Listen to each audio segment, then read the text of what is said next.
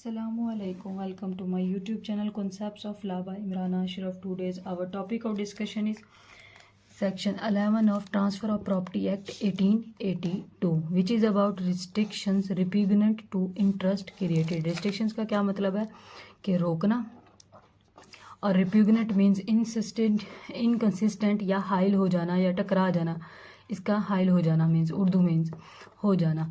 और to the interest created, यहाँ to the interest created क्या क्या मतलब है, जब प्रॉपर्टी ट्रांसफर ऑफ जो व्हेन प्रॉपर्टी क्या हो जाती है, ट्रांसफर हो जाती है, when property is transferred to the transferee, यानी कि जो प्रॉपर्टी बाय कर रहा होता है, when the property is transfer to the property, इस ट्रांसफरी का प्रॉपर्टी में जो है ना एक इंटरेस्ट क्रिएट हो जाता है, मीन्स राइट क्रिएट हो जाता है उस प्रॉपर्टी में. उस इंटरेस्ट की बात कर रहा है, मतलब ऐसे तमाम जो ऐसी एक रुकावटें डालना जो ट्रांसफरी को अपना राइट यूज़ करने से रोकें, मतलब उसको रोक रही हूँ, उसकी बात कर रहा है. ये टाइटल क्या कहता है, restrictions repugnant to the interest created. ठीक है, अगर हम इसके सेक्शन वर्डिंग की बात करें, where on the transfer of property interest created absolutely in the favour of any person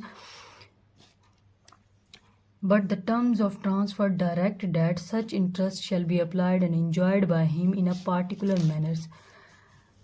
वो क्या कहता है, जब प्रॉपर्टी ट्रांसफ़र हो गई है, इंटरेस्ट क्रिएट हो गया, मतलब जब प्रॉपर्टी ट्रांसफ़र हो जाती है तो ट्रांसफरी का एक हक बन जाता है. When the property is transfer, जब प्रॉपर्टी ट्रांसफ़र हो चुकी है, इंटरेस्ट क्रिएट हो गया है एब्सोल्युटली, मतलब प्रॉपर्टी जो है ना एब्सोल्युटली कंप्लीटली ट्रांसफ़र हो गया किसके फेवर में, इन the favour of any person, मतलब जिसने बाय की है. मतलब जब प्रॉपर्टी ट्रांसफ़र हो जाती है, ट्रांसफरी का एक एब्सोल्यूट इंटरेस्ट बन गया. अब ट्रांसफरी जो है वो ऑनर है. ठीक है, ट्रांसफरी क्या है, ऑनर है. ठीक है, लेकिन क्या है जी, मैंने प्रॉपर्टी ट्रांसफ़र हो गई है, लेकिन क्या है, टर्म्स ऑफ द ट्रांसफ़र क्या है, कि जो ट्रांसफ़र की टर्म्स क्या रखी गई हैं, शर्त क्या रखी है, डायरेक्शंस मतलब शर्त रखी गई है, कंडीशंस भी कहा जाता है.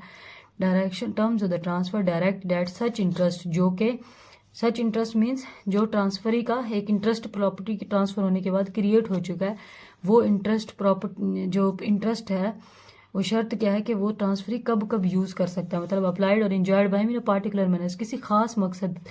जो टर्म्स ऑफ ट्रांसफ़र क्या है, वो क्या कहती हैं कि जो है ट्रांसफरी जिसका इंटरेस्ट क्रिएट हो चुका है, मतलब वो रियल ऑनर है, उस जो इंटरेस्ट है रियल ऑनर बनने के बाद उसका जो प्रॉपर्टी में इंटरेस्ट है मीन्स राइट है, वो कब कब जो है ना वो यूज़ कर सकता है, मतलब अप्लाई कर सकता है. क्या वो किसी मखसूस पर्पस में, या यानी कि टर्म्स ऑफ ट्रांसफर क्या करें कि मखसूस पर्पस में वो जो ट्रांसफरी है जो कि ऑनर है, जिसके पास प्रॉपर्टी है, अब वो now he is entitled to receive and dispose of such property, उस पर्सन वो जो प्रॉपर्टी उसने खरीदी है उसको डायरेक्ट कर रहा है ट्रांसफीरियर के, जो तुमने जो प्रॉपर्टी खरीदी है वो तुम किसी पार्टिकुलर मैनर में ही इस्तेमाल कर सकते हो. ठीक है, अब जो ट्रांसफरी जिसने प्रॉपर्टी खरीदी है उसके पास दो राइट है, इंटाइटल टू रिसीव मतलब रियल ऑनर है, वो प्रॉपर्टी रिसीव कर सकता है, और डिस्पोज ऑफ सच प्रॉपर्टी जब चाहे उसको बेच सकता है. ठीक है, तो ऐसी कंडीशन में जब प्रॉपर्टी ट्रांसफर किसको होगी है, ट्रांसफरी के पास चलेगी. अब ऑनर कौन है, ट्रांसफरी ऑनर है, उसके पास प्रॉपर्टी को इंटाइटल टू रिसीव करने का भी राइट है और डिस्पोज ऑफ मतलब बेचने का भी राइट है, वो अपने पास रख भी सकता है प्रॉपर्टी को, क्योंकि रियल ऑनर है ना, अब now he is the owner. तो ऐसी केस में कोई कंडीशंस या फिर शर्तें लगाना कि जी ये मैं तुम्हें प्रॉपर्टी दे रहा हूँ, ठीक है, और ट्रांसफीरियर जो कह रहा है, जो प्रॉपर्टी सेल कर रहा है वो कह रहा है कि मैंने तुम्हें ये प्रॉपर्टी दे दी है, ट्रांसफ़र भी हो गई है, कॉन्ट्रैक्ट भी हो गया है, और बाद में शर्त क्या लगा रहा है कि जी तुम इसको किसी पार्टिकुलर पर्पस के लिए यूज़ करोगे. तो अब ट्रांसफ़र ऑफ प्रॉपर्टी एक्ट क्या कहता है, if there were no such direction, law के अंदर यानी कि ट्रांसफ़र ऑफ प्रॉपर्टी एक्ट के अंदर ऐसी कोई भी डायरेक्शन की कोई वैल्यू नहीं है जो ट्रांसफरी को अपना राइट मतलब अपनी प्रॉपर्टी जो उसने बाय की हो उसको इंजॉय करने से रोकें, या फिर कोई लिमिटेशंस उसके ऊपर लगाएं. ठीक है, कंडीशंस लगाएं कि जो तो प्रॉपर्टी तो ट्रांसफ़र हो गया, वो मालिक है, वो जिस तरह मर्जी प्रॉपर्टी को यूज़ करें. ठीक है, वो 11 सेक्शन 11 क्या कहता है कि भाई कोई भी ट्रांसफरी को डायरेक्शन नहीं दे सकता कि वो अपनी प्रॉपर्टी जो उसने बाय की है वो किस पार्टिकुलर मैनर में यूज़ करेगा, किस तरह इस्तेमाल करेगा, किस तरह इस्तेमाल नहीं करेगा. जैसे फॉर एग्जांपल ए ने अपना एक हाउस जो है ना बी को सेल आउट किया. ठीक है, और बी को सेल आउट किया, बी क्या ऑनर हो गया, यानी कि ट्रांसफरी है, और ए ने बाद में कंडीशन क्या रखी है कि जी कंडीशन क्या है या फिर डायरेक्शन है कि तुम इस घर को किसके लिए यूज़ करोगे, रेजिडेंशियल पर्पस के लिए रेजिडेंशियल पर्पसेस के लिए यूज़ करोगे, मतलब अपने रहने सहने के लिए यूज़ करेगा। अब जो ट्रांसफ़र यह हो सकता है, जो बी ने घर ये ख़रीदा, उसने सोचा हो कि यार मैं इसको जो है ना किसी बिजनेस मीटिंग के पर्पज़ के लिए यूज़ करूँगा, कि इस प्लेस को मैं बिजनेस के लिए बिजनेस पर्पज़ के लिए यूज़ करूँगा, या फिर लीज़ पे किराए पे देने के लिए उसने, हो सकता है ये घर ख़रीदा हो कि उसने सोचा हो कि मैं ये जो घर कल को किराए पे दे दूँगा। तो अब जो है ना ए ने कंडीशन क्या रखी है, उसको डायरेक्ट कह रहा है कि तुम जो है ना रेजिडेंशियल पर्पसेस खुद रहने के लिए इस घर को यूज़ आउट करोगे।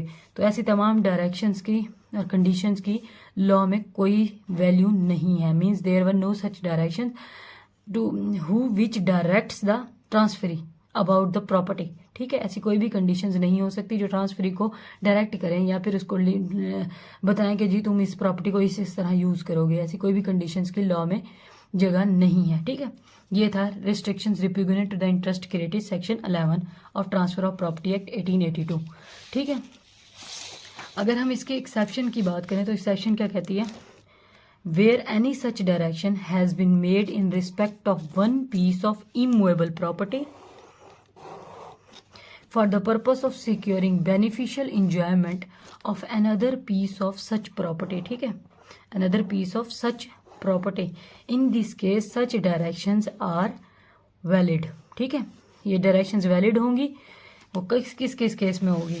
फॉर एग्जाम्पल जी, इस एक्सेप्शन को हम एग्जाम्पल के थ्रू देखते हैं कि जो एक्सेप्शन कही है कि कब जो है ना वैलिड होगी। फॉर एग्जाम्पल ए का यही घर है, हाउस है इसका, और इसकी खिड़कियां वगैरह लगी हुई हैं, और ये यहाँ पे जो है ना एडजॉइनिंग उसके पास लैंड है, ए के पास एक घर है और उसके साथ का एक प्लॉट पड़ा हुआ है, फ्री पड़ा हुआ है।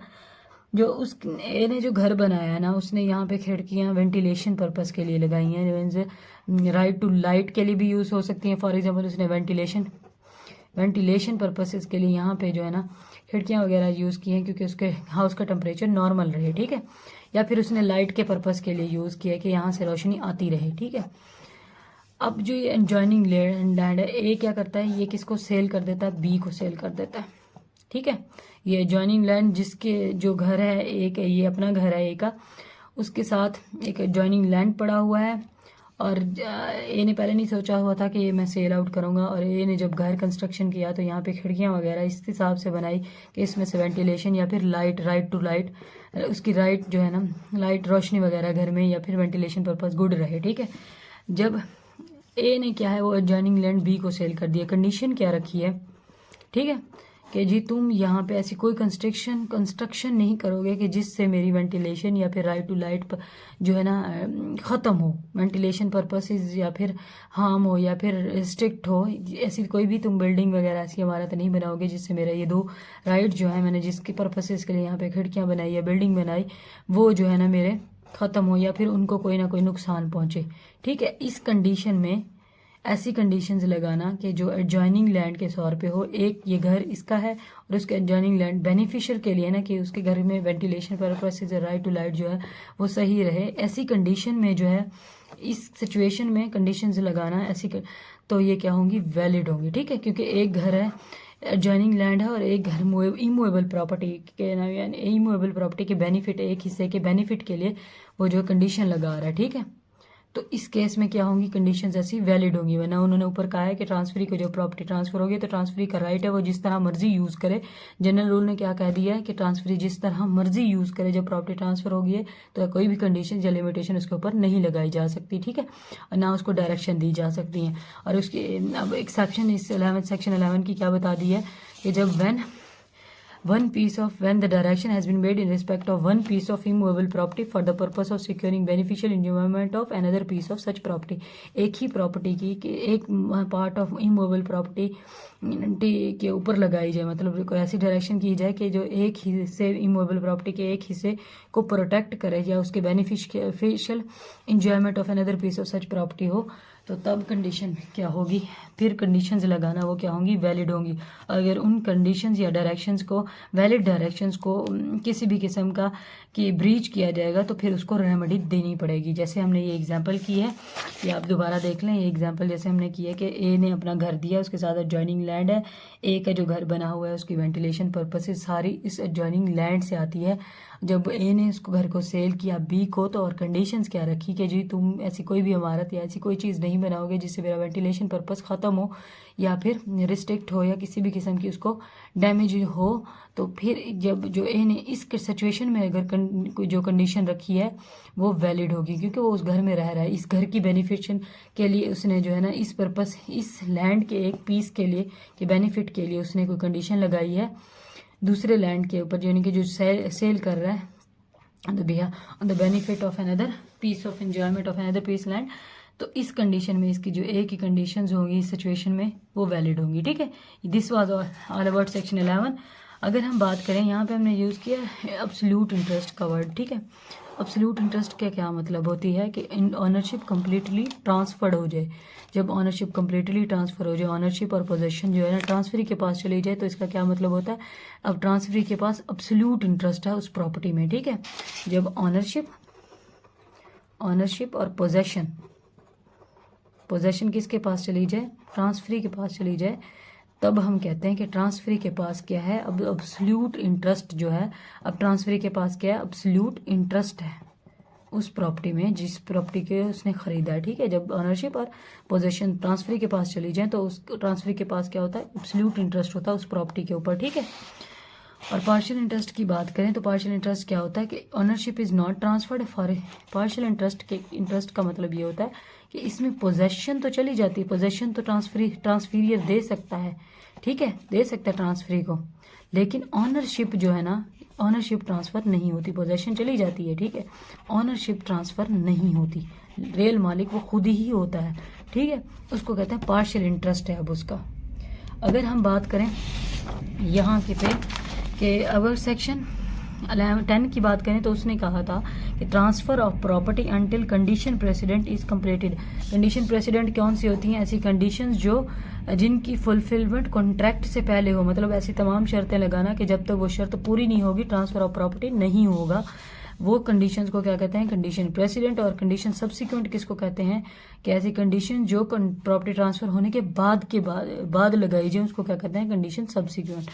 क्या कहता है सेक्शन 10 क्या कहता है कि जब प्रॉपर्टी कंडीशन प्रेसिडेंट की बात करें वो क्या कहते हैं कि जब ना according to section 10 partial interest होता है। ठीक है, इंटरेस्ट होता है, एक तो पार्शियल इंटरेस्ट होता है, ऑनरशिप ट्रांसफर नहीं होती। ठीक है, पार्शियल इंटरेस्ट होता है, और अगर ट्रांसफर हो चुका है पार्शियल इंटरेस्ट ऑफ, मतलब इन case of transfer of property in partial interest, तो अगर कंडीशन प्रेसिडेंट है, जो मैंने बात की कंडीशन प्रेसिडेंट, अगर कंडीशन क्या होती है, वॉइड होती है in case of according to section 10, तो कंडीशन अगर वॉइड होगी तो ट्रांसफर भी वॉइड होगा। ठीक है, मतलब कंडीशन प्रेसिडेंट ही कोई ऐसी लगाई गई है जो पूरी ही नहीं हो सकती, इम्पॉसिबल है, तो क्या होगी, तो ट्रांसफर भी क्या होगा, वॉइड होगा। ठीक है, ये अकॉर्डिंग टू सेक्शन 11 कहता है, 10 कहता है।